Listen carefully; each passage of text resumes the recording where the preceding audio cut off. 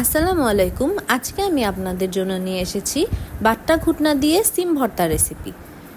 প্রথমেই আমি বাটনার মধ্যে নিয়ে নিলাম সিম সিদ্ধ, সাথে নিয়ে নিলাম আমি ধনেপাতা, পেঁয়াজ কুচি, কাঁচামরিচ আর লবণ।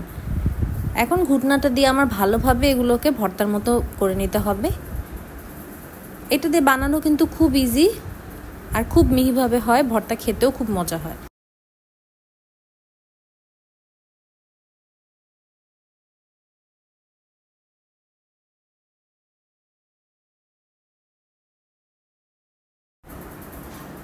ঘুটনাটার মধ্যে যতটুকু এক্সট্রা আছে ওটাকে আমি চামচ দিয়ে সরিয়ে নিলাম।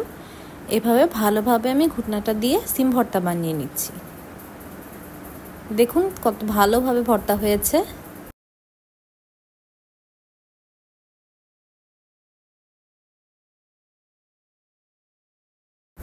এই যে আমার সিম ভর্তা রেডি। এখন আমি পরিবেশনের জন্য একটি ছোট বাটিতে নিয়ে নিলাম।